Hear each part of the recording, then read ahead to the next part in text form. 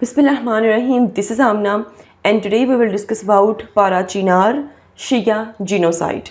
ये ऐसे वर्ड्स हैं Parachinar, all eyes on Parachinar, Shia genocide, जो हम लोग डेली पढ़ रहे हैं 6 से 7 दिनों से हर मीडिया पे। मतलब चाहे वो सोशल मीडिया हो, चाहे मतलब न्यूज़ हो, अखबार हो, इंस्टाग्राम, फेसबुक, यूट्यूब, हर जगह यही वर्ड्स हमारी आंखों के सामने से गुजर रहे हैं। क्या है ये पाराचिनार शिया जिनोसाइड, क्या है, क्या जुल्म हो रहा है, आज इंशाल्लाह इस वीडियो में हम लोग वो सब कुछ डिस्कस करेंगे।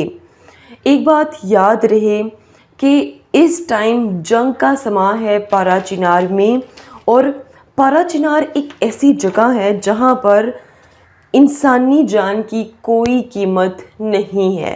इवन कि आप कह सकते हो कि इंसान को इंसान ही नहीं समझा जाता है यहाँ पर।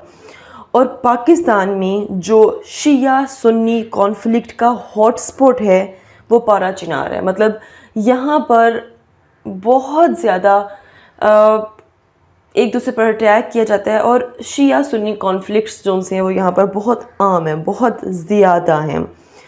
इसके अलावा आपको ये याद रहे कि पाराचिनार सिटी जो सी है ये बेसिकली शिया मेजॉरिटी सिटी है। यहाँ पर शिया कम्युनिटी जो सी है वो बहुत ज़्यादा तादाद में है। दूसरी इम्पोर्टेंट चीज़ जो आपको पता होनी चाहिए वो ये होनी चाहिए कि यहाँ पर सिर्फ 10% लोगों ने मैट्रिक किया हुआ है, सिर्फ 10%, और इनसे ज़्यादा लोग पढ़े नहीं हुए। बहुत कम लोग हैं जो शायद ही फर्स्ट ईयर सेकेंड ईयर उन्होंने पढ़ा हो। अदरवाइज़ अगर 100% यहाँ पर लोग रहते हैं तो उनमें से सिर्फ 10% लोगों ने मैट्रिक किया हुआ है। और आप लोग अंडरस्टैंड कर सकते हैं कि मैट्रिक की आज क्या कदर है। आजकल तो एमफिल पीएचडी की नहीं होती है पाकिस्तान में, तो मैट्रिक की यहाँ पर क्या होगी। मतलब कि बहुत कम लोग पढ़े हुए हैं और इलिटरेसी जो है वो बहुत ज़्यादा है। ठीक है, मतलब ये हुआ कि गवर्नमेंट ने ये ज़रूरी ही नहीं समझा कि एजुकेशन पर यहाँ पर इन्वेस्ट करना चाहिए। ये कुछ बहुत अहम चीज़ें थी। इंट्रोडक्शन था पाराचिनार का, you will get idea about that. अब स्टार्ट करते हैं कि पाराचिनार है क्या। Parachinar in Kurram agency. Parachinar is the capital town of Kurram district in the KPK of Pakistan, basically Khyber Pakhtunkhwa. ठीक है, और उसका एक डिस्ट्रिक्ट है कुर्रम। कुर्रम का एक बहुत फेमस शहर है, आप उसको कैपिटल ऑफ कुर्रम भी कह सकते हो, वो है पाराचिनार। तो पाराचिनार क्या हुआ, एक शहर है। ठीक है, और याद रहे Parachinar located near the Afghanistan border. ये पॉइंट बड़ा इंपॉर्टेंट है क्योंकि इसी की वजह से यहाँ पर टेररिज्म जो है वो स्टार्ट हुआ। अच्छा, यहाँ पे मैं आपको ये भी बता दूँ कि आज की वीडियो में वो विल गेट आइडिया कि ज़ियाउल हक ने पाराचिनार में किस तरह टेररिज्म को प्रमोट किया। ठीक है, जिसकी जो आप समझो कि भाई टेररिज्म जो है वो आज से मतलब 80s में स्टार्ट हुआ था ज़ियाउल हक की वजह से, और उसकी जो वजह से जो लाशें हैं वो आज भी हम उठा रहे हैं पाराचिनार में। मतलब एक पाकिस्तान का प्राइम मिनिस्टर, ठीक है, और उसका किया धरना जो भी था वो आज भी हम लोग भुगत रहे हैं। वो भी हम आज की वीडियो में इंशाल्लाह देखेंगे। ट्राइब्स, कौन कौन से कबीले यहाँ पर हैं। Sectarian distribution in Kurram district. पहले मैं यहाँ पर इस स्लाइड में सिर्फ मैंने आप लोगों के साथ एक सेक्टेरियन डिस्ट्रीब्यूशन दिखी है कि भाई कितने परसेंट शी हैं, कितने परसेंट यहाँ पर सुन्नी है। ठीक है, ये मैं पूरी की पूरी कुर्रम डिस्ट्रिक्ट की बात कर रही हूँ, सिर्फ पाराचिनार की बात नहीं कर रही हूँ। ठीक है, सो अपर कुर्रम में प्रीडोमिनेंटली शिया, तकरीबन 80% शिया है। ठीक है, और इसमें पाराचिनार सिटी जो है वो भी शामिल है। सेंट्रल कुर्रम जो है इसमें प्रीडोमिनेंटली सुन्नी है, तकरीबन 95% सुन्नी यहाँ पर है, और लोअर कुर्रम में भी तकरीबन 80% सुन्नी है। तो अपर कुर्रम जिसमें पाराचिनार का शहर भी आ जाएगा, उसमें ज़्यादातर शिया कम्युनिटी जो सी वो पाई जाती है। मेजर ट्राइब यहाँ पर ये जो पाराचिनार है ये एक ऐसा शहर है जहाँ पर कबाइल, मतलब कि कबीले जो से हैं, कबीलों में लोग रहते हैं। अगर हम लोग देखें, फ़र्ज़ करें कि साहिवाल की बात करें, लाहौर की बात करें, यहाँ पर जो लोग हैं वो कबीलों में नहीं रहते हैं, लेकिन ये ट्राइबल एरिया है बेसिकली पाराचिनार। तो इसलिए इसको ट्राइबल एरिया कहते हैं क्योंकि यहाँ पर लोग कबीलों में रहते हैं। ठीक है, तो सबसे पहले यहाँ पे मैंने तूरी लिखा हुआ है। तूरी एक कबीला जो कि शिया कम्युनिटी का एक कबीला है। ठीक है, और यहीं से स्टार्ट हुई थी टेररिज्म की, आप कह सकते हो एक जंग इस कबीले से, किस तरह वो मैं आपको आगे बताती जाऊंगी। बंगाश ये सुन्नी प्रिडोमिनेटली एक सेक्ट है, और मंगाल एक कबीला है, ये भी सुन्नी है, और राकजी ये भी सुन्नी है। ये सारे ट्राइब्स आपको याद होने चाहिए जो कि पारा चिनार में हैं। इसके अलावा आलिश हर्जी जाई ये भी बेसिकली सुन्नी है, और पाराचा और मुकबिल ये मिक्स्ड हैं, इसमें सुन्नी भी हैं और इसमें शिया भी हैं, ठीक है, और डिफरेंट बड़े कबीलों के साथ मिले हुए हैं ये।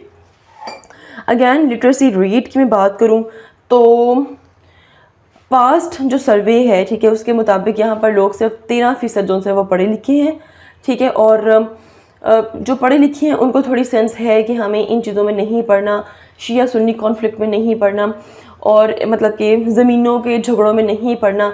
लेकिन उनके इर्द गिर्द रहने वाले जो लोग हैं उनको किसी बंदे को मार देना, 3-4 बंदों को रोज़ मार देना, ये आम चीज़ है, ठीक है। अगर मेजर किलिंग की बात करूँ ना तो 15 से 20 लोग, 50 से 60, 60 से 70 लोग मारे जाते हैं, ये बहुत आम चीज़ है। और यकीन माने गवर्नमेंट ऑफ पाकिस्तान को इस चीज़ से कोई फ़र्क ही नहीं पड़ता। कैसे, वो मैं इंशाल्लाह आप लोगों को आगे बताऊंगी। अच्छा देखिए, क्वेश्चन यहाँ पर ये है कि क्यों यहाँ पे लिटरेसी रेट इतना ज़्यादा है? क्योंकि आपकी जो गवर्नमेंट है उसने ये ज़रूरी ही नहीं समझा कि वो यहाँ पर इन्वेस्ट करें। आपको पता है ना कि जो प्राइम मिनिस्टर इमरान खान थे उन्होंने KPK को पाकिस्तान का हिस्सा बनाया, ठीक है, अगर आपको याद हो तो। लेकिन मतलब कि मेन स्ट्रीम का हिस्सा तो बन गया ये हिस्सा, लेकिन यहाँ पर उतनी इन्वेस्टमेंट नहीं हुई। आप इस चीज़ का अंदाज़ा यहाँ से भी लगा सकते हैं कि मीडिया एजेंसी को वहाँ पर पूरा एक्सेस नहीं दिया जा रहा है। अब क्यों नहीं दिया जा रहा? ताकि मीडिया पूरी दुनिया में ये ना बताए या पूरे पाकिस्तान में ये ना बताए कि भाई वहाँ पर कितने लोग रोज़ मारे जाते हैं और किस तरह मारे जाते हैं, किस तरह उनकी गर्दनें उड़ाई जाती हैं। और बहुत इलिटरेसी है, बहुत जहालत है, और जहालत में किस तरह आप कत्ल कर सकते हो वो आपको, जारी बात है, आपके जहन में वो चीज़ें जो सी हैं वो रिकॉल हो सकती हैं कि किस तरह आप जहालत में किसी को कत्ल कर सकते हो। और ये चीज़ें वहाँ पर बहुत बहुत ज़्यादा आम हैं।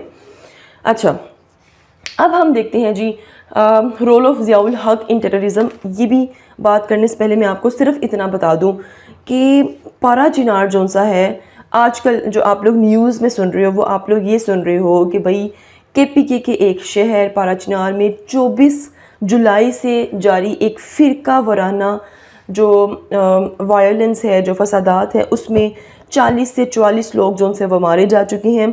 और बेसिकली ये एक ज़मीन का तनाज़ा था, ठीक है, उसकी वजह से जो ज़मीन का तनाज़ा था वो किस में कन्वर्ट हो गया, वो शिया सुन्नी कॉन्फ्लिक्ट में कन्वर्ट हो गया।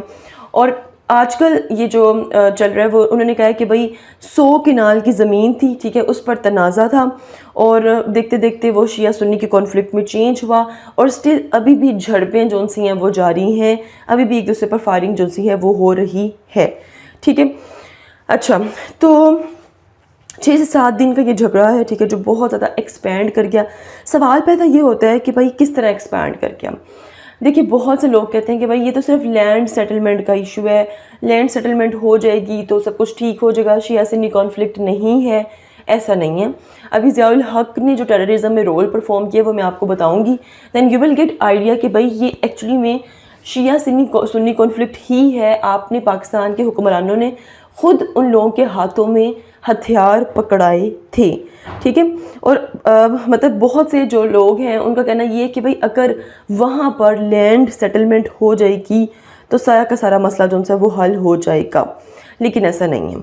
अगर थोड़ी सी आप लोगों को हिस्ट्री में ले चलूँ तो 75 साल की हिस्ट्री में 14 दफ़ा पारा चिनार पर हमला हुआ है।